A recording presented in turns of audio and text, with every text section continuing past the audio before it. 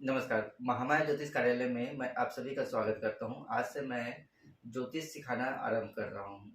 मैं आप लोगों को कुंडली देखना एवं हस्तरेखा देखना दोनों सिखाऊंगा। मैं दोनों की क्लासेस लूँगा एवं बीच-बीच में कुछ विशेष होगा तो वो भी मैं अलग से वीडियो बना के आप लोगों को दिखाऊँगा मैं।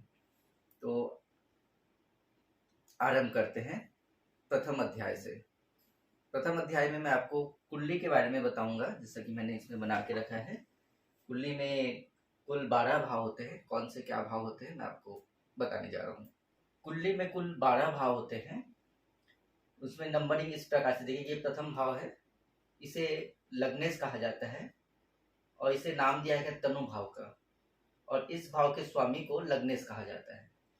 इस भाव से हम हमारा शरीर की बनावट कैसी होगी वो देखेंगे, हमारा रंग रूप कैसा होगा वो देखेंगे, हमारा स्वभाव कैसा है होगा वो देखेंगे, हमारे अंदर शक्ति कितनी है और हम में कितना दिमाग है वो देखेंगे हम। द्वितीय भाव होता है कुटुंब भाव, इसे धन भाव भी कहा जाता है। इस भाव से हम वाणी को भी देखते हैं, इंसान की वाणी कैसी है, बातचीत कैसा है वो भी देखेंगे और कुटुंबों के साथ संबंध इनके कैसे हैं वो भी देखेंगे।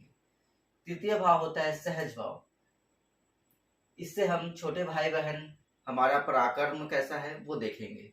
चतुर्थ भाव होता है सुख भाव, इससे हम हमारे धन संपत्ति को देखेंगे, हमारे में वाहन सुख कितना है वो देखेंगे, हमारा यश मान सम्मान कितना है समाज में वो देखेंगे और माता को भी चतुर्थ भाव से ही देखेंगे।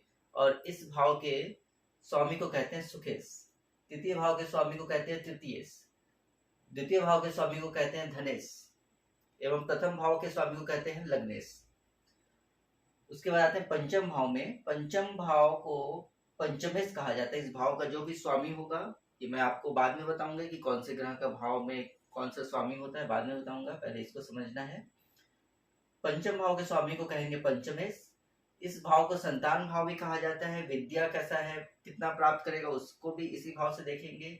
धन, अचानक धन प्राप्ति को भी इसी भाव से देखेंगे और लव अफेयर्स को भी इसी भाव से देखेंगे। छठा भाव होता है, छठे भाव के स्वामी को हम कहेंगे रोगेश, क्योंकि इस भाव से हम रोग को देखेंगे और कर्जे को भी इसी भाव से देखेंगे। शत्रु, मुकदमा, दुर्घटना, ये सब को इसी भाव से देखेंगे। उसके बाद सप्तम भाव को कहते हैं जया भाव, मतलब पत्नी का भाव, पत्नी या पति, हमारा वैवाहिक जीवन कैसा होगा उसको हम इस भाव से देखेंगे। इसके स्वामी को सप्तमेश कहा जाता है। हमारा दैनिक जो व्यवसाय हम करते हैं उसको भी हम इसी भाव से देखेंगे। पार्टनरशिप को भाव से हम देखेंगे। उसका अष्टम भाव होता है, इसके लग्नेश को कहा जाता है अष्टमेश, इसे आयु भाव कहा जाता है। आकस्मिक धन प्राप्ति को भी हम इसी भाव से देखेंगे, विदेश यात्रा को भी हम इसी भाव से देखेंगे, दुर्घटना एवं असाध्य रोग को भी हम इसी भाव से देखेंगे। नवम भाव होता है भाग्य का भाव, हमारा भाग्य कैसा है, कितना प्रबल है, हम उसको इस भाव से देखेंगे। इस भाव के लॉर्ड को कहा जाता है, मतलब जो इस भाव का स्वामी होगा उसे कहा जाता है भाग्येश। उच्च शिक्षा को हम इस भाव से देखेंगे एवं पिता को भी हम इसी भाव से देखेंगे। कुछ लोग दसम भाव को भी से भी पिता को देखते हैं, लेकिन एक्चुअल में होता है नवम भाव होता है पिता का। पिता का जो भी प्रॉपर्टी है उसको देखना, उसे हम दसम भाव में देखेंगे। ये कैसे मैं बता दे रहा हूँ। प्रथम भाव हमारा होता है, मतलब हम, ये प्रथम भाव मतलब हम है।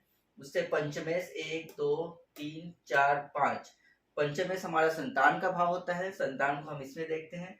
तो इससे पंचमेश हमारा पिता का भाव होता है, 1 2 3 4 5, ये भाव पिता का होता है, पिता को हम इससे देखेंगे। उसके प्रॉपर्टी को, उनके प्रॉपर्टी को हम इस भाव से देखेंगे।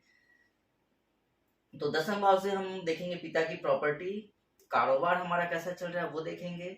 हम हमारा पद, कैसा पद हमको मिला हुआ है उसको इस भाव में देखेंगे, या मिलेगा कैसा पद उसको इस भाव से देखेंगे। प्रतिष्ठा, मान सम्मान भी इस भाव से देखेंगे। और राजयोग, अगर यह भाव आपका शुभ है तो राजयोग भी बनेगा इसी भाव से। 11वें भाव को कहते हैं लाभ भाव, लाभ हमें कितना मिलना है उसको इस भाव से देखेंगे। इस भाव के स्वामी को कहते हैं लाभेश। ज्येष्ठ भाई बहन को भी हम इसी भाव से देखेंगे। छोटे मोटे रोग को भी हम इसी भाव से देखेंगे। बड़े रोग को हम छठे भाव से देखेंगे और छठे से छठा भी रोग का होता है, इसलिए हम छठे से छठा 1 2 3 4 5 6, छठे से छठा, इससे भी हम छोटे मोटे रोगों को देखेंगे। और यह भाव होता है असाध्य रोगों का। उसके बाद द्वादश भाव, यह भाव होता है व्यय का भाव, मतलब खर्चे का भाव, हमारा खर्चा कितना हो रहा है इस भाव से देखेंगे। मोक्ष को भी हम इसी भाव से देखेंगे, जेल यात्रा भी हम इसी भाव से देखेंगे, विदेश यात्रा भी इसी भाव में दिखेगा, विदेश सेटलमेंट भी इसी भाव से दिखेगा। अस्पताल के खर्चे, मतलब अस्पताल में जो बड़े बड़े खर्चे होते हैं, हॉस्पिटलाइजेशन वगैरह, इसको भी इस भाव से हम देखेंगे। तो आज मैंने आप लोगों को बताया कि कुंडली के 12 भाव, कौन सा भाव से हम क्या देखेंगे वो मैंने बताया। अगले एपिसोड में मैं फिर से कुछ और लेके आऊंगा। तब तक के लिए धन्यवाद।